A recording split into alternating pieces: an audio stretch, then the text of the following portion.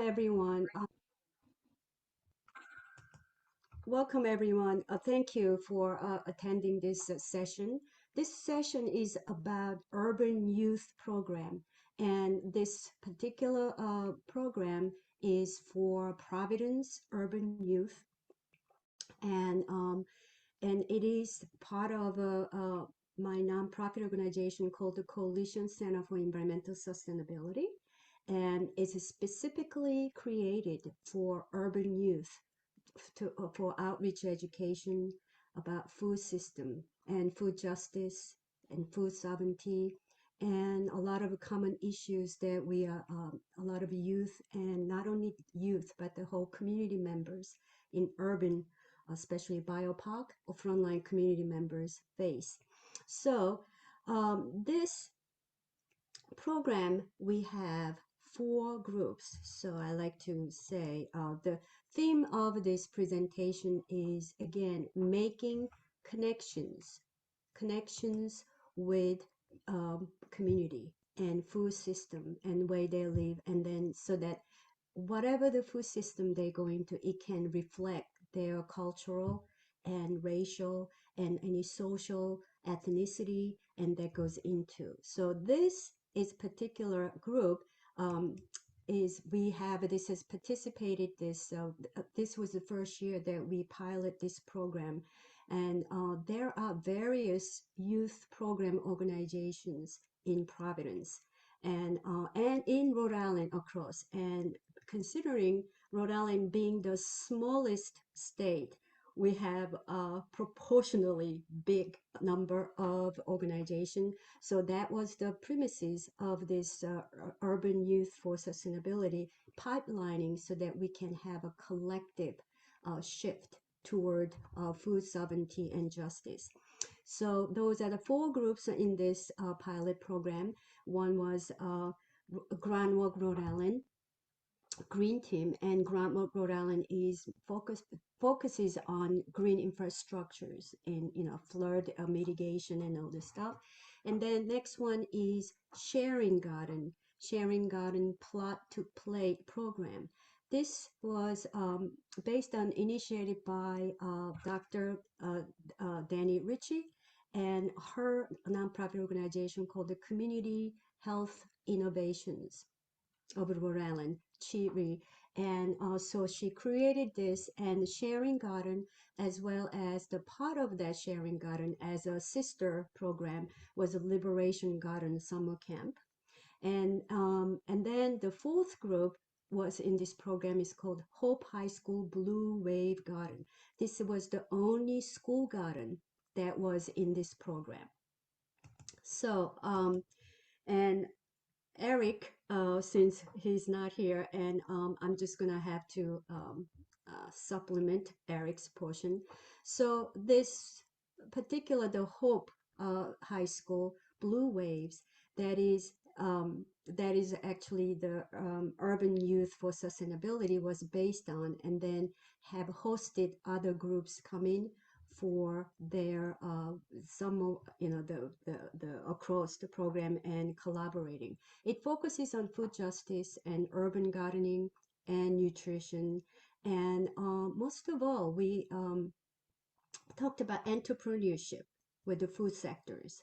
And so that it not only the addressing the food apartheid in prevalent in the common urban communities, but also creating more job training program so that we can help youth platform their career path and just and then at the same time learning about sustainability, and obviously it was gardening and it was experiential learning, and of course community engagement. We want you to really get to the community and this at the grassroots level. That was this is about. And the way I got involved with this is I am also master gardener and school garden mentor.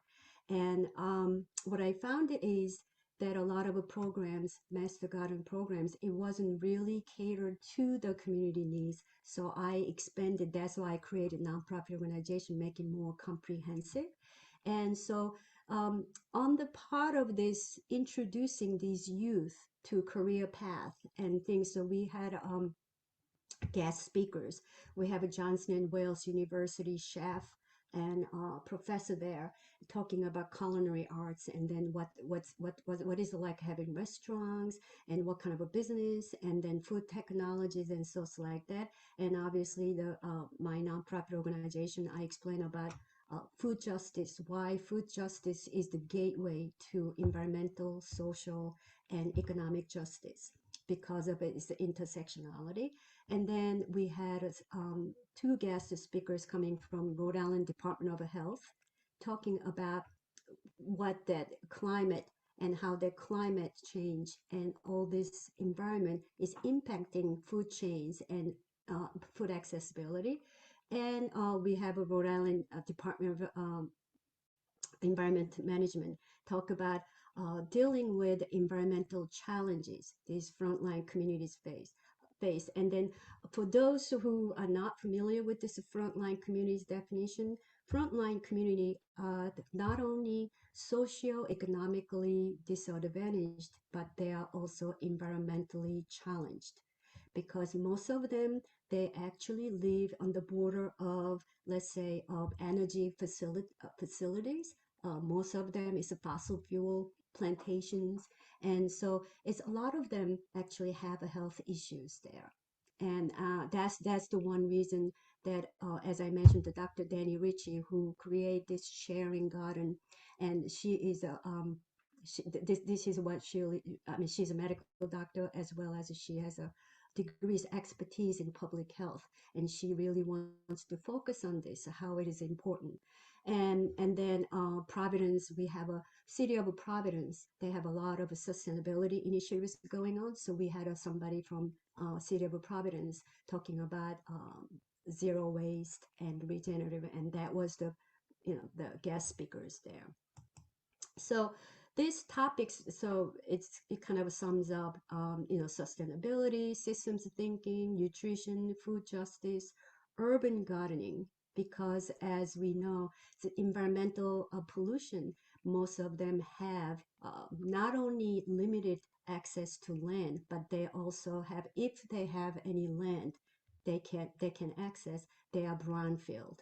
So it's we have to come up with something different. So they did, and composting to show students and to really see how their food waste can actually become a nutrients for soil system. And of course climate change, because as we all know that urban areas, urban communities heat index is the number one health threat, and because of that heat island in the urban, among urban buildings. And that's and then urban health, tree equity. This is another one, tree canopy. The correlation between very low tree canopy with this food disparity, and as well as economic disparity comes in there. And so that's why it's really important entrepreneurship. We're talking about connecting with different professionals going in there. So that was what this did. And then this is the pictures that students learn actually how to build, raise the garden bed. So this is the Hope High School. That's the field right there, and then fence, and then they build it up, and they measure it to calculate it basically, and then they also the compost. And let me see if I have the pictures there. So again, is going back to reiterating the who are in that thing. But I'm just looking for pictures that it shows the the rainwater barrel, and then show how they actually save it. And this is the final product. They actually started from scratch, and they grew vegetables, and they harvested. And so this was the picture from Blue Wave Garden at Hope High School. And I just want to that everybody to know that Eric and I, we actually worked on it, and he prepared his own PowerPoint which he shared with me, is a lot more interesting than the one I actually plan B aside. So I just want you to know that he anticipated, and that's so that was an overall you know uh, the description of this urban youth for sustainability. And I think I left some room just in case Eric makes it later and he can put his own personal lens story, his own personal lens through there. And then I'm gonna pass on to Alana.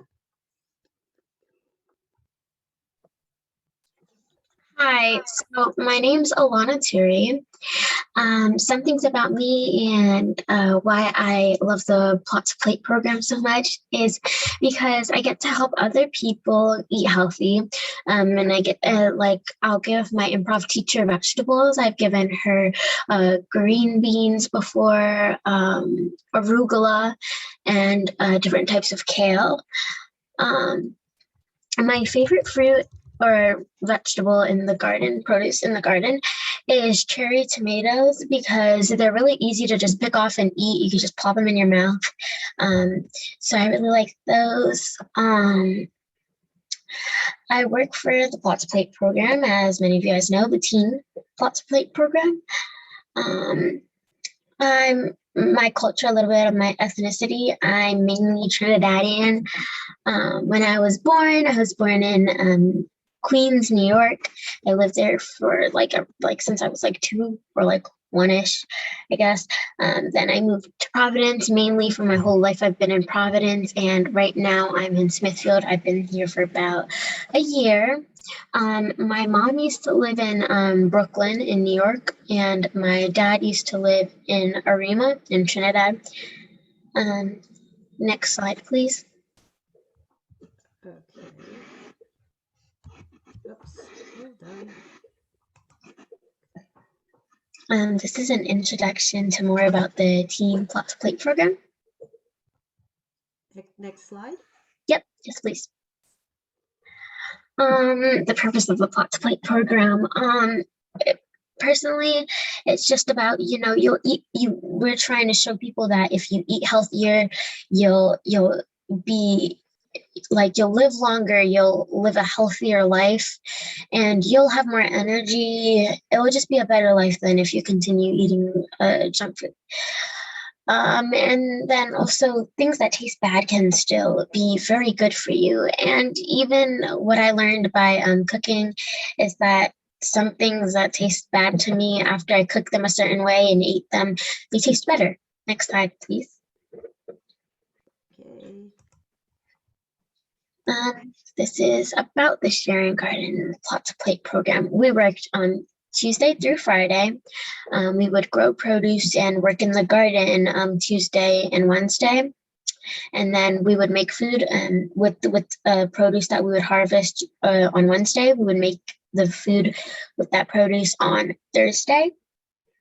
And our field trips, if we do have field trips, like field trips to farms and such, we would have those on Friday. And if we don't do a field trip, we would just work at the garden again, usually. Next slide, please. Some things about the Sharing Garden and the Plot to Plate program. We get stipend as an incentive. The food that we made this summer, we would feed them to the kids at Vincent Brown. And personally, I used to go to Vincent Brown, so I felt better giving them food that home cooked meals, because when I used to go, I used to basically eat school lunches there as food, which I wasn't really in love with. So I think what we made was better for that. And last summer, we made the food that we made. We gave it to neighborhoods in poverty. Next slide, please. The takeaways I got from Plot to Plate program. We got limited access to water when gardening. I did enjoy the field trips. We would go to beaches and farms. I really loved giving people the food that we made. including because of what I just said. I like used to eat school lunches when I went to the rec, and it wasn't the best thing, so I enjoyed giving them that food.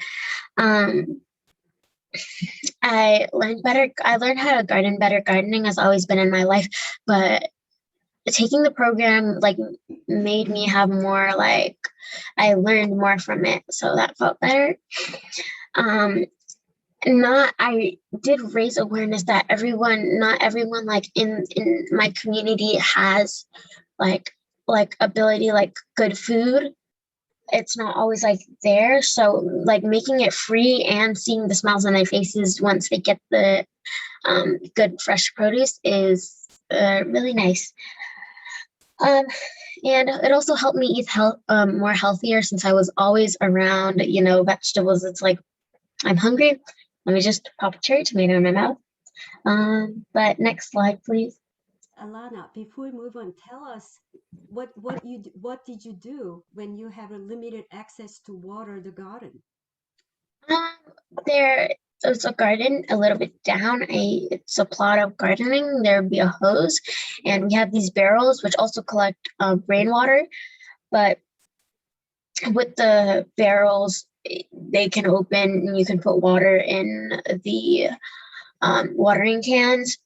I wasn't in love with that idea, just because sometimes I would like unevenly water the plants because I can't perfectly use it. But yeah, that's what we would do.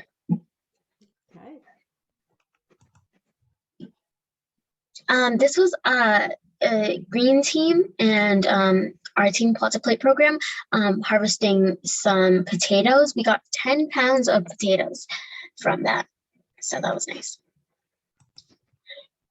In this picture, this is where we were harvesting some garlic, bundles of garlic. So that's what was happening in that picture. We were also with the green team in that picture.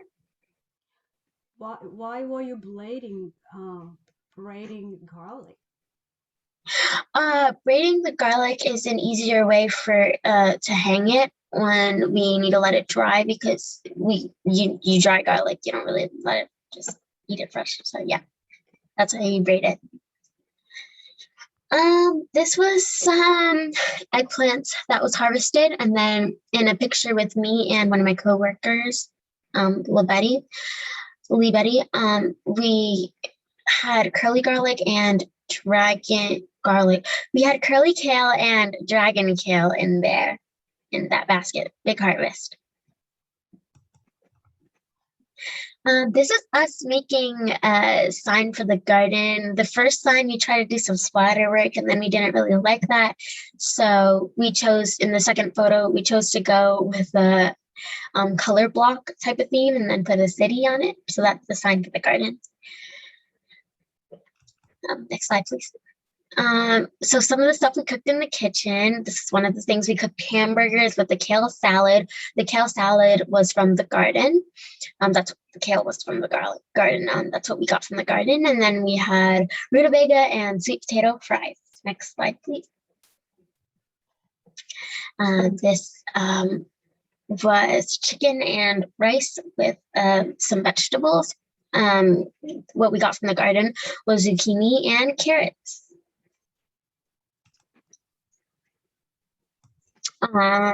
This is some zucchini bread that we got and that we made. Some of them had some banana in it, I think, as I recall. And the zucchini bread, we got the zucchini from the garden. And some other things we made was spaghetti and meat sauce. We got the tomatoes from the garden. We made tacos using green beans, which were also from the garden, and dumplings. And with those, we used cabbage, which was also from the garden. And those three things that were on there were actually my favorite meals that we made. Because we would always try a little bit when we made the food. And I think personally my favorite was the tacos. They were really good. Next slide, please. We went quahogging. We found some clams. We only found 3, but I think that was pretty good. And Yeah, we found some more, but they weren't. That little tool right there is to see if the clams were big enough. The rest weren't really big enough. That was us. We were in a river, lake. This is a field trip to one of our one of the farms we were actually talking about for the field trips.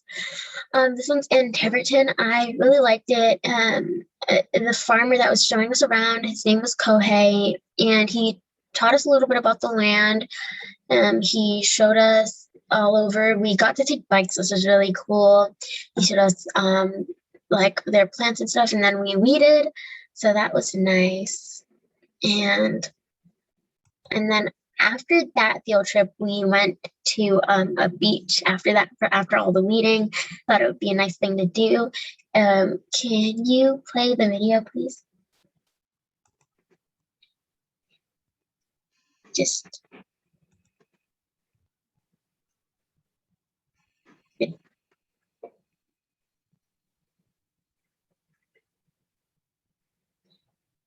Yeah, it's just a little small video of the beach. It was really nice. So Todd thought it was really nice too. He was doing some yoga. Very fun. Okay, I need to go back. Hold on. I think you could just press the escape button. Thank you. Welcome. In this slide, this is the second farm we went to. It was called Open Farms Retreat. It's in Cumberland, and we made lip balm with Andrali. The lip balm is made with beeswax, some infused oil, calendula, and lavender oil, essential oils, and then some vitamin E. They were really nice, and some things that we got to do there was after we made that, we also made some pesto, and we also ate some of his berries. He had a lot of berries. They were really yummy and good. And some other things we got to do is we just like explored around a bit. It was really nice. And now this is one of my a video of kale, a short video of how to make a kale smoothie. That's the recipe, but the recipe is also stated in the video. And also when I'm taking out the avocado, I used a dull knife, but you can also use like a dull object or a spoon. The knife's not sharp still. But if you can start the video, please.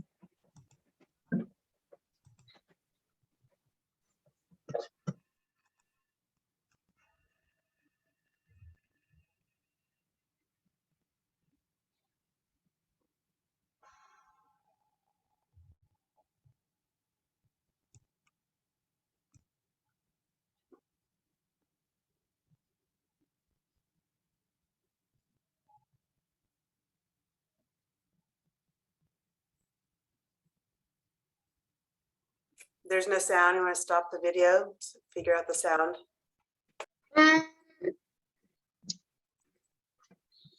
Susan, can you stop the video, please? There wasn't sound last time, so just like last time, I would have no problem narrating it. Okay. So like me to mute it? Mute the video? Is the video muted? I can mute it if you want me to. It's not muted. It's just it's not coming through. The sound isn't coming through on this setup. So she'll just narrate it instead. Okay, that's fine. All right. Can you start? Basically, me and my coworker Lee Betty are just saying the items we're using. Now we're preparing our ingredients and we're cutting certain items. That's the avocado. Again, that is a dull knife, so not hard, like not sharp whatsoever. We're cutting our kale. We used dragon kale for this recipe. You can use whatever type of kale.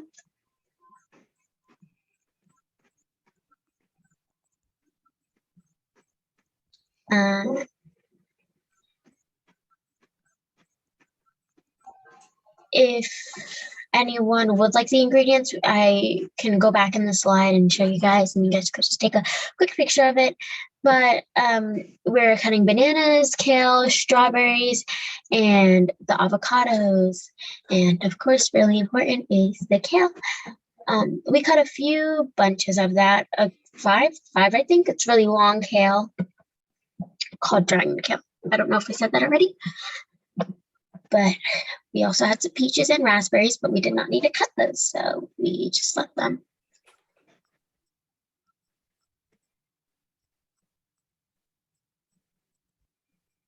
And now we're just preparing the rest. Okay, we're putting ice in the bowl with our ingredients to blend. I put ice for a little bit of texture and consistency in my smoothie. And milk is the liquid we're going to be using for this. In the first bowl we're adding, it has strawberries, raspberries, and the kale, and bananas.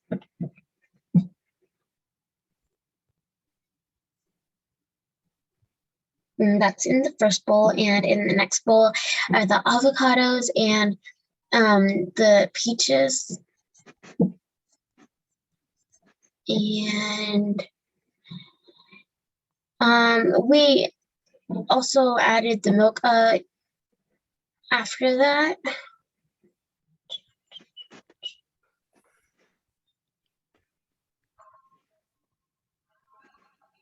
So as you can see, the kale is the most important thing, so we added the most of that.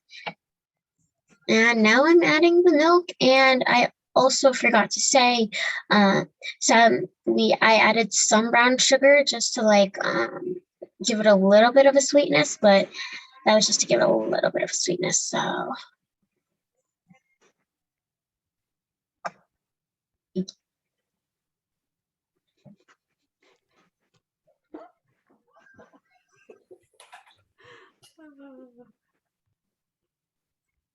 now we're bringing it to blend. This is our first blend, just so that we can see how it tastes.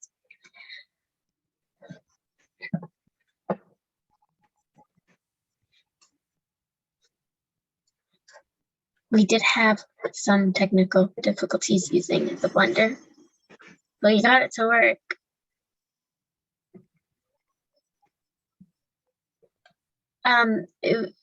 Where this kitchen is the Church of the Redeemer, if I'm correct. That's the kitchen that we use, that we're in the video. So now we're gonna try it, but also so that we can adjust it and see what we want more of. So we're adding some more kale along with some strawberries and peaches. Lots of kale. Kale is very important. Then I wanted to add some more ice for some more texture, so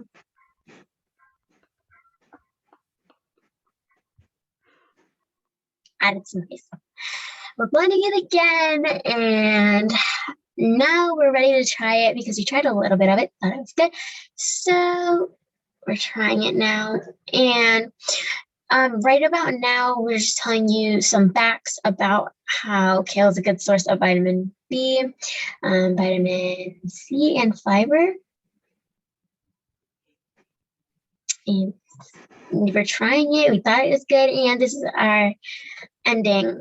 We're just saying that's how you make a kale smoothie and why in that video. If anyone, before I finish, does anyone want to see a list of the recipes of the recipe if they ever want to make it? I'm going to leave that on for a little bit. And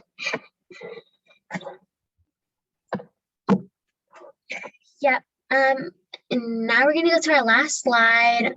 It's basically just saying thanks for listening. And does anyone have any questions?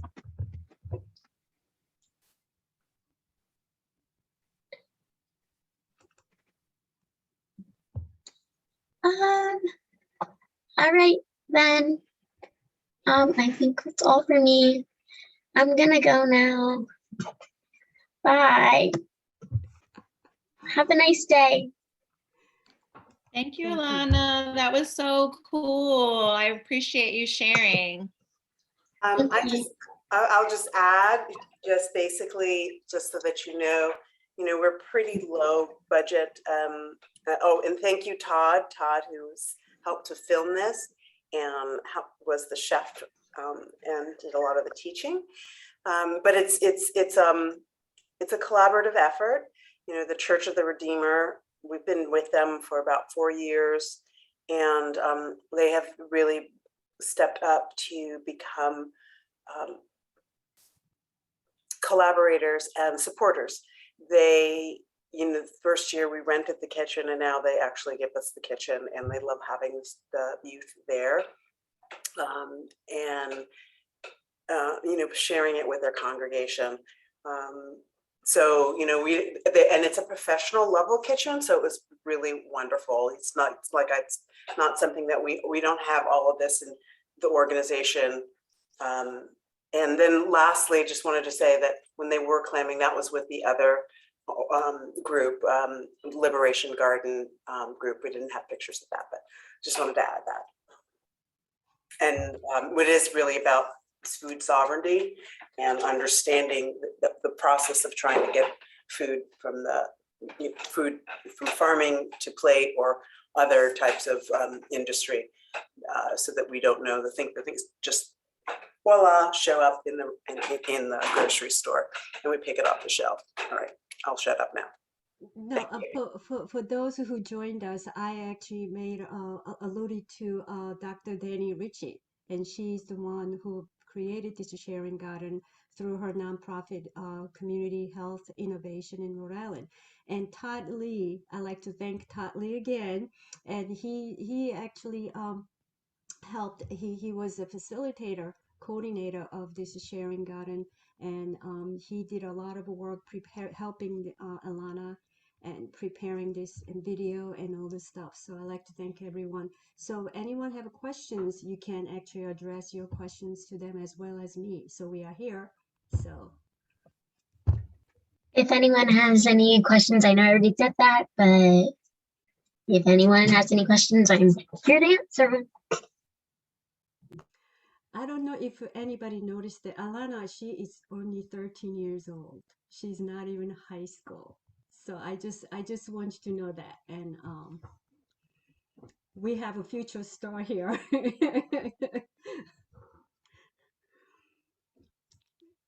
I don't know. I mean, if you don't have any questions, I don't know. Yes, please. I'm sure that everyone's contact information is in Whova, and we can share it, and we can just always reach us and ask questions. I have a question. It's kind of vague, but I'm a college student that's studying sustainable agriculture, and I'm very interested in more like community-based or community-focused agriculture. Do you have any advice for someone that's trying to like get into that in the future? That like I haven't gotten started with that yet. I'm still studying, but I'm very interested to like learn about how you got into the space and if you have any advice. Danny, would Todd, you like to... what do you think? You're somebody who came from college and joined us, and yeah, I think it was just kind of about showing up to a garden, like just a local. I mean, again, I think it's about connecting with community and like the place that you're in, and kind of understanding that like wherever you are, I think there's always going to be some form of like food movement or people working in food already, and kind of like tapping in and meeting them where they are, and it's not always about trying to create it yourself, but working together with other people. And so I was just really, I don't know, I kind of consider myself lucky to have been able to find the sharing garden and connect with Dr. Ritchie really early on when I moved to Providence. But I think I was also just kind of looking within the area, and looking for any opportunity to work at like a community garden or just volunteer at one even, and kind of building the relationships and letting the opportunities kind of come from there. So yeah, I don't know if that was a great answer. It felt kind of vague. No, it's good. I wanted to say, there's a real intergenerational aspect.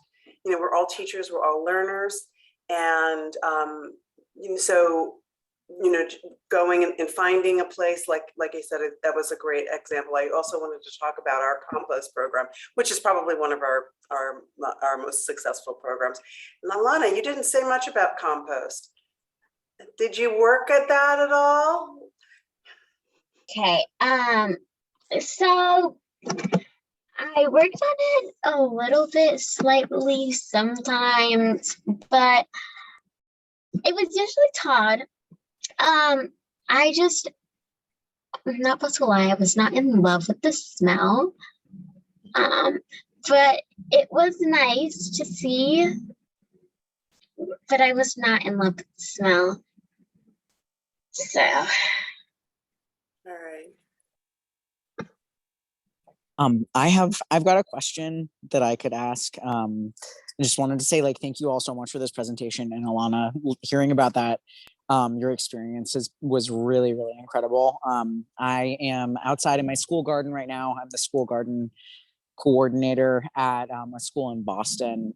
And something that we've been learning a lot about this year with our students is different culture's most important crops. And we've been trying to emphasize that in our garden, growing hot peppers from around the world and a ton of different types of tomatoes and callaloo and a lot of different stuff. And I was just wondering, like, what you think are some of the most important vegetables that you all were able to grow in your garden this past season.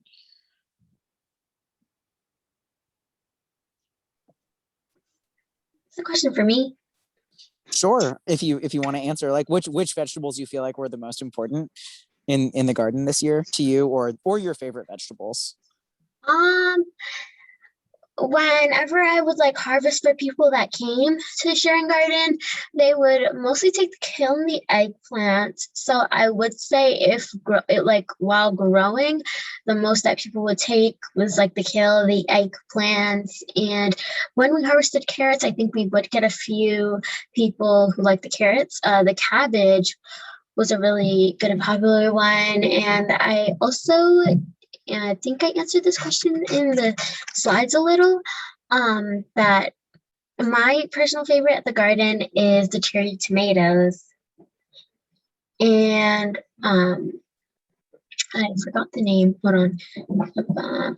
I'll find the name and I'll continue my answer because I also know another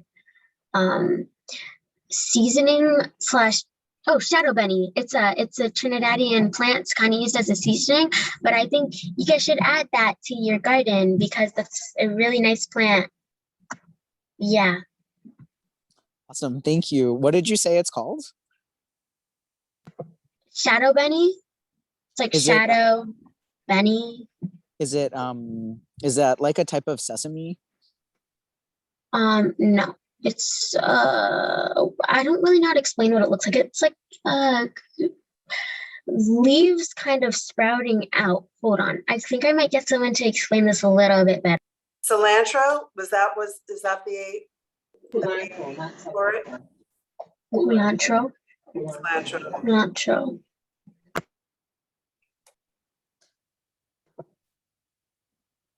Do you know what it looks like? Like a way to explain it? She said something about culantro. I don't really know. Oh, look, she has it. She has some. Wow. Oh, Wow. That's so cool. that's what it looks like. Thank you for sharing. I was actually thinking about trying to grow that next year, so I'm really glad you recommended it. What do you use it for?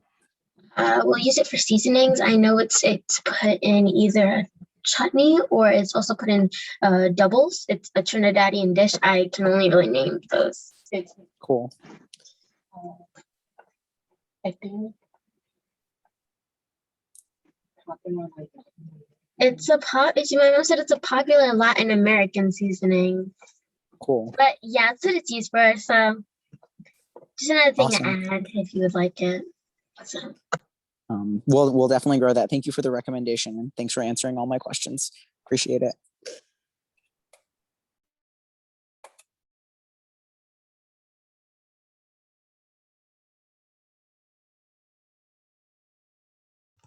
Any other questions? would you, I don't know, Alana or Todd? Somebody asked how COVID affected, Shay asked how COVID affected our gardening. You know, you want to talk about that, Alana? But you're on, Question, okay. go ahead. Can you repeat the question just so I have a better understanding? How did COVID, the pandemic, impact Oh, okay. the garden? This year was definitely better, but last year we could never like be that close to each other, and like the summer like last summer we could never really be that close to each other and stuff. So this summer was definitely better. And the last one we actually got to go on field trips and look out more. I definitely enjoyed this summer more than the last summer. I would say COVID affected it because, you know, it is the sharing garden and people would be coming. Last summer, no one came. I didn't see anyone come to see to come and get any of our produce. This summer, I think we got a few people, which is better than none. But yeah, it's the best way I can answer that. And in general, I've been overseeing school gardens, and as we know, because of a COVID, school was all closed down. And yes, school gardens and any type of gardens were very much impacted negatively by COVID.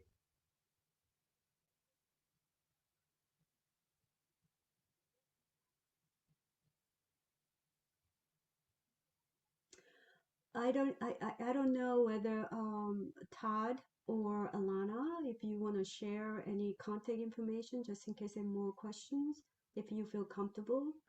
I mean, I'm sure Malika, they have a contact information posted already, right? So I guess it doesn't really matter that we share that now, but Yeah, if you'd like to, if you want to drop your information in the chat, feel free to. If you don't, and you want to have further communication, I think we're all on Whova right now, so you can do it that way as well. Yeah, I just put my email in the chat if anyone wants to follow up with any questions or conversation. We'll also have, this has been recorded, so great, thanks.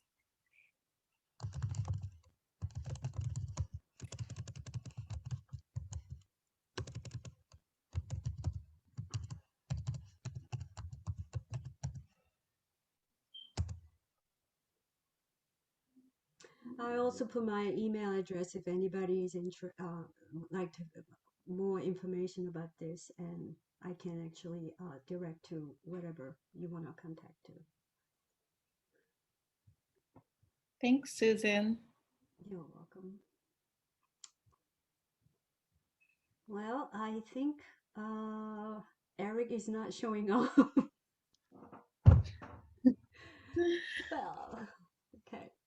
Well, that was so amazing. Alana, you have such a gift. Your presentation was so, I am still in shock that you're 13.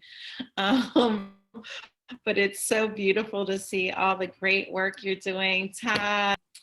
And you all are leaders. It's just so beautiful. We've got a day and a half left of the NESAW conference, so please feel free to join us.